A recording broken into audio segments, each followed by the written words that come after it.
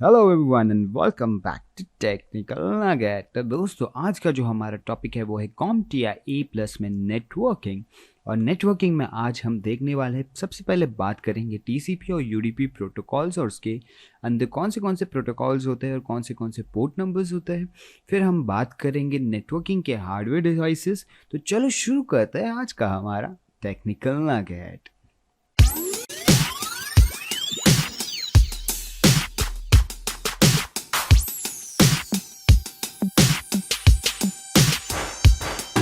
तो दोस्तों, सबसे पहले हम बात करते हैं कुछ प्रोटोकॉल्स। इनमें से कुछ प्रोटोकॉल्स आपने लास्ट नगेट में देख चुके हैं। जैसे कि वो प्रोटोकॉल्स के बारे में मैं बात कर रहा हूँ, जैसे मैंने बताया था POP3 IMAP। POP3 का पोर्ट नंबर दिया हुआ है, IMAP का पोर्ट नंबर दिया हुआ है, और ये विदाउट सिक्योरिटी पोर्ट नंबर्स हैं। तो अब यहाँ पे FTP है। FTP मतलब file transfer protocol, port number 21 use करता है। ये यूज़ होता है कि कोई भी फाइल को वाया नेटवर्क एक्सेस करने के लिए एक डायरेक्टरी जैसा बना दिया जाता है और उसको हम वाया नेटवर्क यूज़ कर सकते हैं एक FTP सर्वर क्रिएट करके। और उसके लिए यूज़ होता है कि एक FTP सर्वर क्रिएट कर दिया, उसमें एक डायरेक्टरी डाल दिया, उसके अंदर डेटा डाल दिया और वो नेटवर्क में शेयर हो जाता है। और इसमें FTP में you can even keep user name और पासवर्ड अगर आपको सिक्योरिटी चाहिए तो। दूसरा होता है SSH। SSH है पोर्ट नंबर 22। SSH का काम ये है कि ये आपको रिमोट कंट्रोल देता है, वो भी सिक्योर। ओके, इनक्रिप्ट करता है सिक्योरिटी जो टेलनेट नहीं करता। टेलनेट का भी रिमोट कंट्रोल का काम है और ये 23 पोर्ट नंबर पे काम करता है। टेलनेट एकदम प्लेन टेक्स्ट बोला जाता है, इसको प्लेन टेक्स्ट प्रोटोकॉल बोला जाता है। लेकिन SSH जो है वो क्या है, सिक्योर है। तो ये क्या करता है, डेटा इनक्रिप्ट करता है जब रिमोट एक्सेस लेते हैं। टेलनेट इनक्रिप्ट नहीं करता, जो ट्रैफिक में जो भी डेटा जाता है वो एकदम ओपन जाता है। अगर कोई मैन इन द मिडिल रहेगा, अगर कोई अटैक करेगा तो वो क्या कर सकता है, पूरा डेटा चेक कर सकता है कि क्या डेटा नेटवर्क में ट्रांसफ़र हो रहा है और किसके थ्रू वो एक्सेस ले रहा है और उसने क्या यूज़र नेम और पासवर्ड डाला है। फिर बाद में बात होता है SMTP। SMTP मेल प्रोटोकॉल है जो पोर्ट नंबर बेसिक 25 यूज़ करता है, स्टैंडर्ड पोर्ट नंबर। हम लोग ने लास्ट नगेट में देखा था जब मेल कॉन्फ़िगरेशन में स्टैंडर्ड पोर्ट नंबर 25 है, लेकिन जब उसमें SSL TLS सर्टिफिकेट लग जाता है जो इनक्रिप्ट होता था पोर्ट नंबर 587। लेकिन स्टैंडर्ड पोर्ट नंबर क्या है, 25। ये मेलिंग सर्विस के लिए यूज़ होता है, आउटगोइंग के लिए बोलते हैं, आउटगोइंग मेल्स के लिए यूज़ होता है SMTP सर्विस या प्रोटोकॉल। उसके बाद आता है DNS जिसका पोर्ट नंबर है 53। DNS का काम क्या है, नेम रिजॉल्व करता है। जैसे इंटरनेट हम एक्सेस करते हैं और हम एक्सेस करते वक्त डालते हैं google.com। अब सब लोग ने तो गूगल खोला होगा, लेकिन जो हमारे सर्वर्स होते हैं उनको google.com नहीं पता होता है, वो एक्चुअली IP एड्रेस पे काम करते हैं। जैसे कि फॉर एग्जांपल मैं बोल देता हूँ कि ये IP एड्रेस गूगल का है, एग्जांपल ले लेते हैं, जैसे ये IP एड्रेस गूगल का है, लेकिन हम IP एड्रेसेस याद नहीं रख पाते, हम ह्यूमन लोग नाम याद कर पाते हैं। तो DNS के पास एक ऐसा लिस्ट होता है कि ये google.com उसका IP एड्रेस ये है। तो जब भी लोग google.com डालते हैं तो वो इसको कनेक्ट करता है स्पेसिफिक IP एड्रेस। तो ये एक फ़ोन डायरेक्टरी की तरह है जहाँ पे हम नाम के अंदर नेम सेव रखते हैं, हमको नेम याद रहता है लेकिन हमको नंबर याद नहीं रहता। फिर बाद में मैं बात करता हूँ HTTP। HTTP is web services जो पोर्ट नंबर 80 यूज़ करता है और ये ऐसा वेब सर्विस है जो सिक्योर नहीं है, ये अनसिक्योर वेब सर्विस है। HTTP सिक्योर वेब सर्विस हो जाता है HTTPS, जिसमें SSL सिक्योरिटी आ जाता है और उसका पोर्ट नंबर हो जाता है 443। मैंने POP3 के बारे में तो लास्ट नगेट में बताया था, लेकिन वापस बता देता हूँ। POP3 और IMAP दोनों इनकमिंग मेल प्रोटोकॉल है, दोनों इनकमिंग मेल प्रोटोकॉल है और कोई भी दोनों में से एक यूज़ करके आप मेल्स कॉन्फ़िगरेशन कर सकते हैं आउटलुक में या आप अलग अलग एप्लीकेशंस में कि आपको मेल इनकमिंग आ सके। दूसरी है RDP remote desktop protocol. Remote desktop protocol का पोर्ट नंबर है 3389। ये रिमोट डेस्कटॉप के लिए यूज़ होता है। ज़्यादातर मैंने इसको विंडोज़ सर्वर्स में कॉन्फ़िगर बहुत किया था। तो ये पोर्ट नंबर क्या यूज़ करता है, 3389 फॉर रिमोट डेस्कटॉप, उसके प्रोटोकॉल्स के लिए। फिर नेट बायोस आ जाता है। NetBIOS is known as network basic input output service. ये क्या करता है, ये लैन में दो डिफरेंट सिस्टम्स को हेल्प करता है कि वो एक दूसरे से कम्युनिकेट कर सके और ये यूज़ करता है पोर्ट नंबर 137 एंड 139। फिर बाद में बात आती है SNMP और या CIFS। SNMP माइक्रोसॉफ्ट और CIFS दोनों माइक्रोसॉफ्ट के शेयरिंग के प्रोटोकॉल्स है कि फ़ाइल शेयर कर सकते हो लैन में। और पहले होता था SNMP यूज़ होता था सर्वर मैसेज ब्लॉक, अभी आ गया है CIFS, उसका अपग्रेडेड। ये क्या करता है कि अगर ये मेरा एक सिस्टम है और उस सिस्टम में कोई मेरा डायरेक्टरी है जो मैंने शेयर करके रखा है लैन में, तो ये बंदा यहाँ से इस डायरेक्टरी को एक्सेस कर सकता है जो क्या किया गया है, शेयर किया गया है यूजिंग SNMP या CIFS प्रोटोकॉल, जो आजकल CIFS में अपग्रेड हो गया है इन विंडोज़। उसके बाद बात करते हैं SLP। SLP is service location protocol. Service location protocol का पोर्ट नंबर है 427। सर्विस लोकेशन प्रोटोकॉल क्या करता है, लोकेट करता है अलग अलग डिवाइसेस। जैसे अगर नेटवर्क में अगर कोई प्रिंटर होगा या कोई अलग अलग डिवाइस होते हैं तो वो लोकेट करने के लिए काम आता है, और यूजुअली ये यूज़ करता है पोर्ट नंबर्स फॉर दैट। फिर बाद में आ जाता है AFP, एप्पल फिलिंग प्रोटोकॉल। जैसे कि मैं बताया विंडोज़ यूज़ करता है SNMP या CIFS फॉर डेटा शेयरिंग जो नेटवर्क में हम एक्सेस कर सकते हैं, वैसे एप्पल यूज़ करता है AFP प्रोटोकॉल जिसका पोर्ट नंबर है 548। फिर आ जाता है DHCP, dynamic host configuration protocol. Dynamic host configuration protocol दो पोर्ट नंबर यूज़ करता है 67 एंड 68। इसका काम क्या है कि पूरे पूल, जैसे नेटवर्क में अगर बहुत सारे सिस्टम्स है, 1 2 3 ऐसे बहुत सारे सिस्टम्स अवेलेबल है और इनको IP देना है, तो हम मैनुअली IP दे सकते हैं, लेकिन एक राउटर या DHCP सर्वर, एक राउटर भी DHCP सर्वर जैसा काम करता है। तो एक DHCP का क्या होता है, पूल होता है। उस पूल के अंदर रेंज दिया जाता है कि 1 से लेके 199 फॉर एग्जांपल ऐसा IP एड्रेस दिया हुआ है, तो ऑटोमेटिकली क्या करता है DHCP सर्वर इस सिस्टम्स को IP प्रोवाइड करता है। जैसे 1 से लेके 99 फॉर एग्जांपल मैं बोलता हूँ 10.0.0.1 10.0.0.2, ऐसे वो हर एक को IP एड्रेस सीक्वेंस में प्रोवाइड करता रहेगा। तो DHCP का काम क्या है कि नेटवर्क में IP प्रोवाइड करना, और वो DHCP प्रोटोकॉल करता है, ये ऑटोमेटिकली प्रोवाइड करता है। और इसके पहले भी एक प्रोसेस होता है जो है डोरा प्रोसेस, जो अगर मुझे वक्त मिलेगा तो आगे नगेट्स में आएगा तो मैं तुमको बताऊंगा। फिर बाद में बात करते हैं LDAP, that is lightweight directory access protocol, जो हम बोलते हैं X500 भी बोला जाता है। ये क्या होता है, ये directory maintain, directory search, directory में क्या है वो सब चीज़ें एक्सेस करने के लिए काम आता है, कि डायरेक्टरी एक्सेस करने के लिए, डायरेक्टरी सर्च करने के लिए। और ये यूज़ करता है पोर्ट नंबर 389, और बोलते हैं ये एक्टिव डायरेक्टरी है, उसमें भी यही प्रोटोकॉल वर्क करता है। फिर बाद में बात करते हैं SNMP, simple network management protocol, जो पोर्ट नंबर 161 एंड 162 यूज़ करता है। ये प्रोटोकॉल यूज़ होता है कोई भी इंफ्रा को मॉनिटर करने के लिए। कोई इंफ्रास्ट्रक्चर है कंपनी, इसमें कौन से डिवाइसेस है, कितने ट्रैफिक जा रहे हैं, कौन सा ट्रैफिक आ रहा है, हर एक चीज़ मॉनिटर करने के लिए यूज़ होता है SNMP। तो मैं स्क्रीन वापस क्लियर कर देता हूँ। वापस बात करते हैं FTP protocol, file transfer protocol, port number 21 use करता है कि एक जगह पे एक फाइल ट्रांसफ़र प्रोटोकॉल फोल्ड बना दिया है, तो हम उस सर्वर के डायरेक्टरी में जाके उस IP एड्रेस के थ्रू, जो ब्राउज़र के थ्रू, अगर वो जो FTP सर्वर है उसके अंदर एक डायरेक्टरी होगा, हम एक्सेस कर सकते हैं। SSH रिमोट कंट्रोल होस्ट के लिए जो पोर्ट नंबर 22 यूज़ करता है, ये सिक्योर होता है। टेलनेट जो प्लेन टेक्स्ट होता है ये सिक्योर नहीं होता है, ये भी रिमोट कंट्रोल के लिए होता है, port number 23। SNMTP outgoing mail service के लिए है, port number 25। DNS name resolve करता है, जैसे एग्जांपल मैंने दिया था google.com, जो IP एड्रेस तक लेके जाएगा क्योंकि हमको IP एड्रेस याद नहीं रहते, पोर्ट नंबर 53। HTTP यूज़ है, HTTP वेब सर्विस है जो सिक्योर नहीं है, जिसका पोर्ट नंबर 80 है। फिर POP3 एंड IMAP क्या है, इनकमिंग प्रोटोकॉल्स है, पोर्ट नंबर 110 एंड पोर्ट 143। ये 143 मुझे पता है तुम सबको बराबर से याद रहेगा। HTTPS क्या है, 443 यूज़ करता है, ये सिक्योर है क्योंकि इसमें सिक्योरिंग के लिए यूज़ होता है SSL। फिर RDP रिमोट डेस्कटॉप प्रोटोकॉल जो पोर्ट नंबर यूज़ करता है 3389, रिमोट डेस्कटॉप प्रोटोकॉल, प्रोटोकॉल्स लगाने के लिए, रिमोट सेशंस के लिए, यूजुअली ज़्यादातर विंडोज़ में यूज़ किया जाता है, माइक्रोसॉफ्ट सर्वर्स में। NetBIOS network basic input output service, ये क्या करता है, डिफरेंट लैन में कोई डिफरेंट कंप्यूटर्स या सिस्टम्स को कनेक्ट करने के लिए हेल्प करता है। यह है के 137 एंड 139 पोर्ट नंबर यूज़ होता है। SNMP that is server message block, CIFS that is common interface file system, ये यूज़ करता है 445 पोर्ट नंबर के जो हम फोल्डर शेयरिंग करते हैं लैन के थ्रू आप एक्सेस कर सकते हो।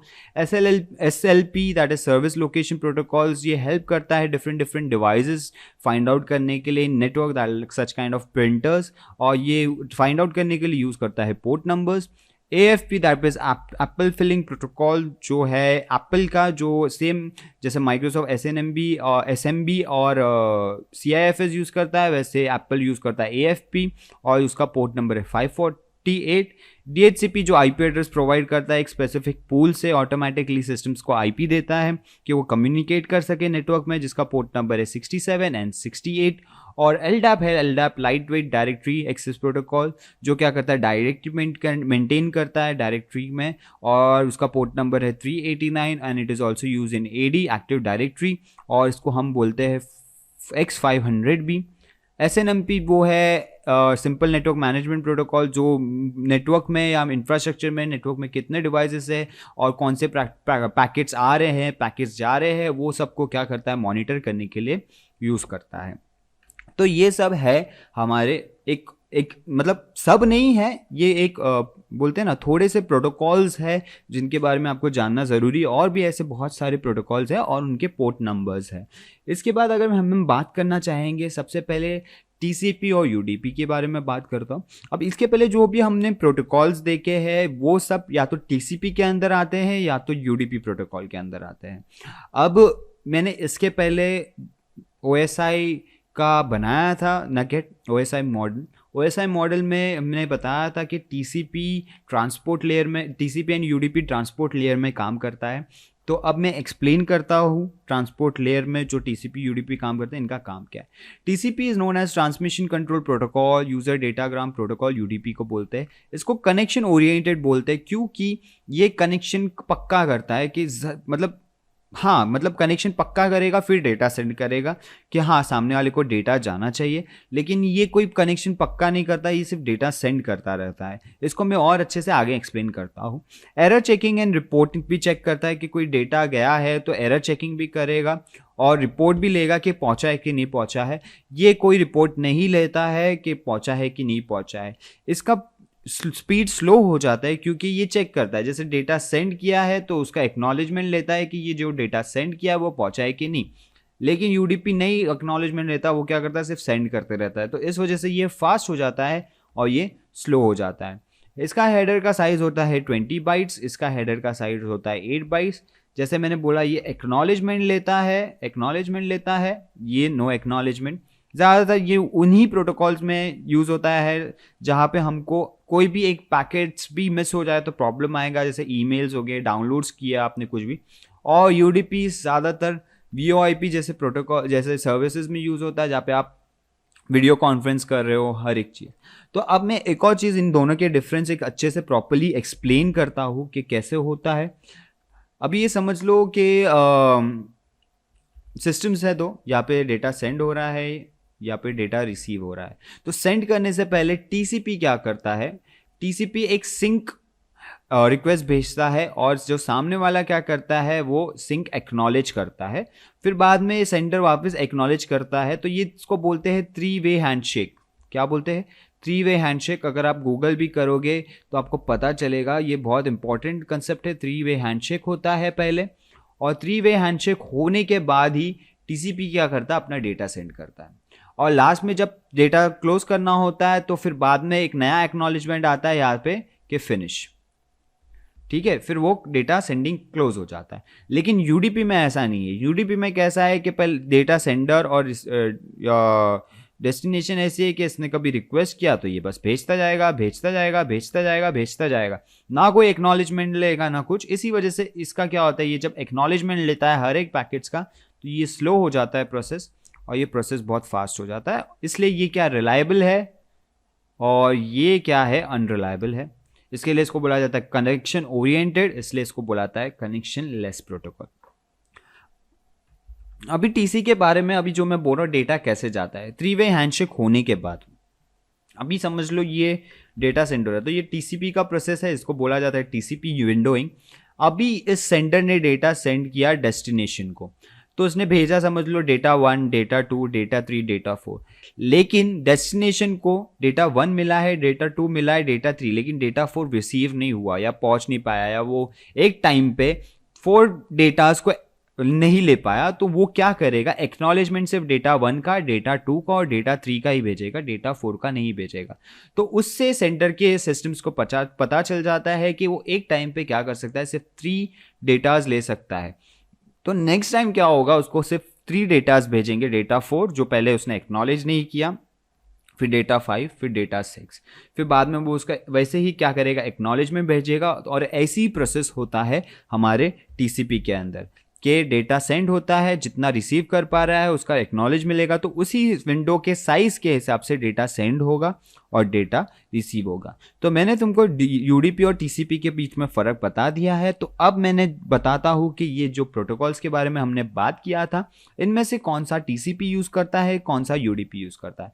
तो एफटीपी यूजेस टीसीपी, क्योंकि हमको फाइल्स उसमें डाउनलोड या एक्सेस करने होते हैं। एसएसएच टीसीपी, टेलनेट भी टीसीपी, एसएमटीपी भी टीसीपी, डीएनएस दोनों यूज़ करता है, टीसीपी भी एंड यूडीपी भी, एचटीटीपी टीसीपी, पॉप3 टीसीपी, आईमैप टीसीपी, एचटीटीपीएस भी टीसीपी, आरडीपी दोनों यूज़ करता है, नेट बायोस भी दोनों यूज़ करता है, एसएमबी एंड सीआईएफएस भी दोनों यूज़ करते हैं, एसएलपी भी दोनों यूज़ करता है, ये भी टीसीपी, डीएचसीपी यूडीपी यूज़ करता है, एलडैप टीसीपी यूज़ करता है एंड एसएनएमपी भी दोनों यूज़ करता है। तो ये जो है प्रोटोकॉल्स यूज़ होता है, और ये प्रोटोकॉल्स में कौन सा प्रोटोकॉल यूज़ होता है वो सब चीज़। अभी इसके बाद में हम बात करेंगे हार्डवेयर डिवाइसेस जो नेटवर्क में यूज़ होते हैं। तो सबसे पहले एक हार्डवेयर डिवाइस जिसको हब बोला जाता है, जो आजकल नहीं चलता, लेकिन इसके बारे में बताना ज़रूरी है। हब का काम क्या था, ये हर एक जो कनेक्शंस है, अपलिंक तो यूज़ होता था कि उससे कोई और दूसरा हब में कनेक्ट कर सकूँ, अपलिंक टू अपलिंक पोर्ट के लिए यूज़ होता था। फिर ये पोर्ट है 1 2 3 4 5। अभी इसमें अगर क्या होते थे, सिस्टम कनेक्ट होते थे कि बहुत सारे सिस्टम्स कनेक्ट कर सके कि वो डेटा सेंड कर सकते।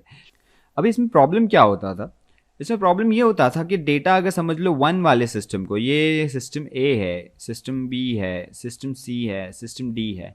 अभी सिस्टम ए को डेटा सेंड करना होता था सिस्टम डी को, तो वो सिर्फ डायरेक्ट सिस्टम डी को नहीं सेंड करता था, वो सबको डेटा सेंड करता था। सिस्टम बी को भी सेंड करेगा, सिस्टम सी को भी सेंड करेगा, सिस्टम डी को भी सेंड करेगा। तो इसको बोला जाता है ब्रॉडकास्ट। तो वो क्या करता था, ब्रॉडकास्ट करता था हब। तो उसमें क्या हो जाता था, अगर ए डी को सेंड कर रहा है, वो इस टाइम पे अगर डी किसी को डेटा सेंड कर रहा है, बीच में कोलिजन हो जाता था और बार बार नेटवर्क कनेक्टिविटी डाउन हो जाता था। तो हब ऐसा था और इसलिए हब चला नहीं। और हब के बाद एक बढ़िया सी चीज़ आई थी जिसको बोलते हैं ब्रिज।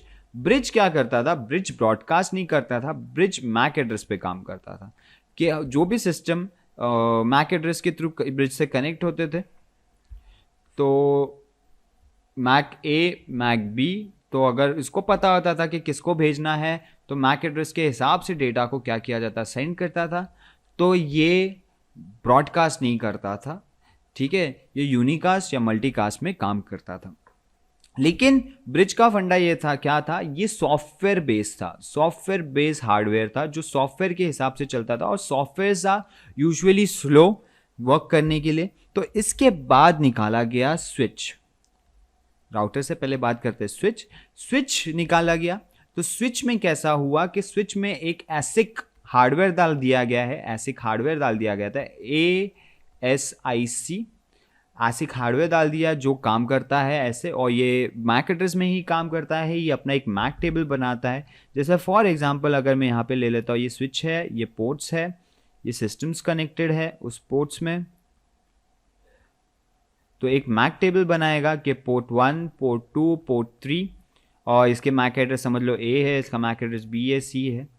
तो ये क्या करेगा, ये मैक एड्रेस एंट्री रखता है कि ये, तो अगर 1 को कभी भेजना है A को कभी भेजना है C को, तो उसको पता होता है कि कौन से पोर्ट नंबर में कौन सा मैक एड्रेस रजिस्टर्ड है।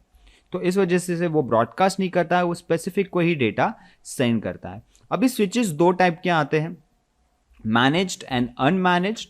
मैनेज स्विचेस में बहुत सारी कॉन्फ़िगरेशन कर सकते हो, फीचर्स आते हैं, जैसे इसमें आप VLAN कर सकते हो। अगर आपको पता नहीं VLAN, तो तो बाद में मैं कभी बताऊंगा। इसमें VTP कर सकते हो आप, इसमें STP कर सकते हो, ऐसे बहुत सारी चीज़ें आप मैनेज स्विच में कॉन्फ़िगर कर सकते हो। अनमैनेज स्विच में आप कुछ कॉन्फ़िगर नहीं कर सकते। आप बेसिक एक ब्रिज की तरह काम करेगा कि हर एक सिस्टम एक दूसरे से कनेक्ट हो सके।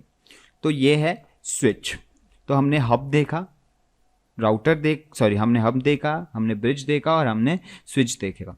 अब मैं बात करता हूँ राउटर के बारे में। राउटर क्या है? एक ऐसा डिवाइस है जो काम करता है नेटवर्क लेयर में। हमने OSI मॉडल में देखा था, नेटवर्क लेयर में काम करता है, जो अलग अलग नेटवर्क्स को कनेक्ट करता है, IP एड्रेस को कनेक्ट करता है। जैसे फॉर एग्जांपल एक राउटर दूसरे राउटर से भी कनेक्ट हो सकता है। राउटर का डिज़ाइन ऐसे नहीं होता, मैं क्लियर करता हूँ। एक राउटर दूसरे राउटर से भी कनेक्ट हो सकता है और ये डिफरेंट डिफरेंट नेटवर्क्स में काम करते हैं। जैसे एक 10 का नेटवर्क हो गया, एक 192 का नेटवर्क हो गया। तो ये अलग अलग नेटवर्क्स में काम करते हैं और अलग अलग, और यही राउटर जब अलग अलग नेटवर्क्स में कनेक्ट होते हैं तो इनको इंटरनेट बोला जाता है। तो दैट इज़ द फंडा कि डिफरेंट नेटवर्क्स में राउटर काम करते हैं। तो ये जो राउटर्स है ये सिस्को के राउटर्स है, इसमें कॉन्फ़िगरेशंस होता है, इसमें कई सारी फंक्शनैलिटीज़ होती है, हम देखेंगे आगे नगेट्स में। अभी इसके बाद मैं बात करता हूँ एक्सेस पॉइंट। एक्सेस पॉइंट सबको पता है, सबके घर पे होगा ही, ये वायरलेस एक्सेस पॉइंट्स है। तो वायरलेस कनेक्शन के लिए कि वाईफाई प्रोवाइड कर सके, ये काम करता है लेयर 2 में जो है डेटा लिंक लेयर। स्विच भी डेटा लिंक लेयर में काम करता है, ब्रिज भी डेटा लिंक लेयर में काम करता है, एक्सेस पॉइंट भी डेटा लिंक लेयर में काम करता है। तो ये भी डेटा लिंक लेयर में काम करता है। इसके बाद क्लाउड बेस्ड कंट्रोलर्स आते हैं। क्लाउड बेस्ड कंट्रोलर्स का काम क्या है कि जो क्लाउड में डेटा जाता है उनको कंट्रोल करना, ट्रैफिक मेंटेन करना, वो हर एक चीज़ क्या करता है? क्लाउड बेस्ड कंट्रोलर करता है। दूसरा जो डिवाइस है वो है फायरवॉल। फायरवॉल क्या होता है? फायरवॉल एक सॉफ्टवेयर बेस्ड भी होता है और एक हार्डवेयर बेस्ड भी होता है। फायरवॉल का काम क्या होता है कि फिल्टरिंग करना कि कौन सा नेटवर्क में ट्रैफिक आना चाहिए, कौन सा ट्रैफिक आना नहीं चाहिए। जैसे कि हमने कुछ प्रोटोकॉल्स देखा अभी, जैसे कि मैं तुमको बताया HTTPS के बारे में, FTP के बारे में और ये सब के बारे में। तो ये सब अलग अलग सर्विसेज है। तो अगर मैं चाहूँ तो मेरा फायरवॉल ये इंफ्रास्ट्रक्चर है, इसके अंदर मेरे बहुत सारे कंप्यूटर्स है एंड ऑल, और इसके थ्रू मेरा फायरवॉल से कनेक्टेड है और ये फायरवॉल जाके राउटर से इंटरनेट के साथ कनेक्टेड है। तो जो ट्रैफिक अंदर आता है, अगर मैं कह दूं कि FTP का जो ट्रैफिक आएगा उसको ब्लॉक करना है, तो फायरवॉल उसको इसके आगे अंदर में आने नहीं देगा। वैसे इनकमिंग होता है और आउटगोइंग होता है जो बाहर जाता है। तो फायरवॉल का काम क्या है? एक्सेस कंट्रोल लिस्ट करना कि जो भी ट्रैफिक अलाउड है उनको एक्सेस देना, आने देना, जो ट्रैफिक नॉट अलाउड है उनको ब्लॉक कर देना। तो ये काम क्या करता है? फायरवॉल करता है। उसके बाद आ जाता है नेटवर्क इंटरफेस कार्ड, जो वायर्ड भी होते हैं एंड वायरलेस भी होते हैं। ये सर्वर्स में या मदरबोर्ड्स में इनबिल्ड आते हैं, लेकिन आप चाहे तो इसको एक्सटर्नल लगा सकते हो। जो वायरलेस तो इनबिल्ड मोस्टली डेस्कटॉप्स में आते नहीं हैं, तो ये आप PCI स्लॉट में लगाते हो, PCI स्लॉट्स। तो यहाँ पे ये एक अलग PCI स्लॉट है X8, ये है PCI स्लॉट X2 या X4 होगा, तो ये वैसे तो ये PCI स्लॉट्स में लगते हैं। और आप अलग अलग चाहे तो मल्टीपल NICs लगा सकते हो जितने आपके PCI है कार्ड्स स्लॉट्स अवेलेबल है। कभी आपका मदरबोर्ड का नेटवर्क स्लॉट ख़राब हो गया है तो आप NIC लगाकर यूज़ कर सकते हो। उसके बाद आ जाता है रिपीटर का काम क्या है कि बूस्ट करना, कि एक अगर फॉर एग्जांपल अगर एक नेटवर्क है, जैसे एक जगह से वायर आ रहा है और उसका सेगमेंट लेंथ है वायर का 100 मीटर्स फॉर एग्जांपल। तो 100 मीटर के बाद क्या होता है? उसका सिग्नल लो हो जाता है और वो 100 मीटर से ज़्यादा नहीं डेटा ट्रैवल कर सकता है। तो रिपीटर वहाँ पे काम आता है कि 100 मीटर के आसपास रिपीटर लगाया जाता है कि वो क्या करता है? बूस्ट करता है उसको कि वो और आगे 100 मीटर्स तक डेटा जा सके। तो रिपीटर का काम क्या होता है? बूस्टिंग होता है। वैसे ये वायर्ड रिपीटर है। वायरलेस रिपीटर्स भी आते हैं कि अगर कभी आपके घर पे, आपका घर बहुत बड़ा है, आपके हॉल में एक्सेस पॉइंट या वायरलेस राउटर्स है, तो अगर आपको उसको सिग्नल नहीं पहुंच पा रहा है आपके रूम तक, तो आप वायरलेस रिपीटर लगा सकते हो, क्योंकि वो क्या करता है? सिग्नल को कैप्चर करता है और उसको बूस्ट करता है कि वो आपकी तरफ भी पहुंच सके। तो ये क्या काम होता है? रिपीटर का काम होता है। फिर उसके बाद आ जाता है केबल मोडम्स। केबल मोडम्स क्या होते हैं? केबल इंटरनेट कनेक्शंस के लिए कि ये आपके पास कोएक्सियल वायर आया, आपने कनेक्ट किया और वो आपको क्या कर रहा है, RJ45 कनेक्शन दे रहा है कि आप आपके राउटर्स में कनेक्ट कर सकते हो। मॉडेम का बेसिकली काम क्या होता है कि वो एनालॉग सिग्नल को डिजिटल सिग्नल में कन्वर्ट करता है कि आप का इंटरनेट का यूज़ कर सको। फिर वैसे ही ADSL DSL मोडम्स आते हैं। ADSL DSL मोडम्स क्या करते हैं, जो टेलीफोन लाइंस के लिए होते हैं, तो टेलीफोन लाइन का RJ11 का कनेक्टर कनेक्ट होता है, टेलीफोन कनेक्टर, और ये RJ45 है। तो ये दूसरा DSL मोडम होता है और वो केबल मोडम होता है। इसका भी वही काम है कि ये एनालॉग सिग्नल को डिजिटल सिग्नल में कन्वर्ट करता है और यहाँ से जाके वायर आपके राउटर में लगेगा और वायरलेस कनेक्टिविटी आपको वो देगा। इसके बाद काम आता है patch cable. Patch cable usually घर पे नहीं होते, ये नॉर्मली डेटा सेंटर्स या जहाँ पे नेटवर्क्स बहुत राउटर्स है या स्विचेस है वहाँ पे कनेक्शन होता है। पैच केबल में क्या किया जाता है, पंचिंग किया जाता है RJ45 केबल्स का, और इसमें स्टैंडर्ड जो दिया हुआ है, जो स्टैंडर्ड यूज़ करना है वो यूज़ कर सकते हो। और ये कोई पैसिव एक्टिव नहीं है, ये पैसिव कनेक्शन है कि हर एक पोर्ट अलग अलग, यहाँ पे पीछे पंचिंग हुआ है, जैसे अगर ये पंचिंग हुआ है तो ये पंचिंग हुआ है ये स्पेसिफिक पोर्ट के लिए और यहाँ से वायर जाता है स्विच में। तो मैं आपको डायग्राम बता देता हूँ कैसे होता है।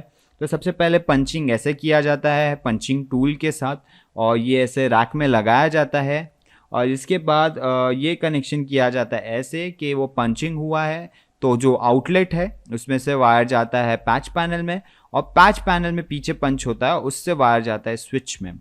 तो ऐसा कनेक्शन होता है कि कभी भी कुछ भी प्रॉब्लम आता है तो पहले वायर्स को पैच पैनल में निकाला जाता है, स्विच को वायर्स को टच नहीं किया जाता है। तो पैच पैनल बीच में मीडियम होता है और ये पोर्ट्स पैच पैनल के एक दूसरे से कनेक्टेड नहीं है, ये सब एक पोर्ट्स एक सोलो पोर्ट की तरह काम करते हैं। फिर उसके बाद आ जाते हैं नेटवर्किंग हार्डवेयर डिवाइसेस में पावर ओवर इथरनेट।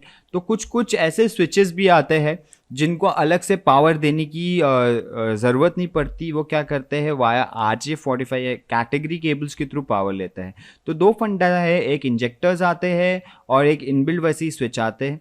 जैसे कि फॉर एग्जांपल अभी ये मेरा PoE स्विच है, इसको पावर मिल चुका है, तो ये क्या करता है कि इथरनेट के थ्रू ही पावर प्रोवाइड करेगा एक्सेस पॉइंट को भी। तो पावर किसके थ्रू जाता है, इथरनेट के थ्रू ही जाता है। तो एक्सेस पॉइंट को एक्स्ट्रा आउटलेट पावर लगाने की ज़रूरत नहीं है। लेकिन कुछ स्विचेस वैसे नहीं होते हैं ये, तो इसके लिए क्या यूज़ किया जाता है, PoE इंजेक्टर यूज़ किया जाता है कि स्विच से कनेक्ट हो गया और यहाँ से कनेक्ट हो गया।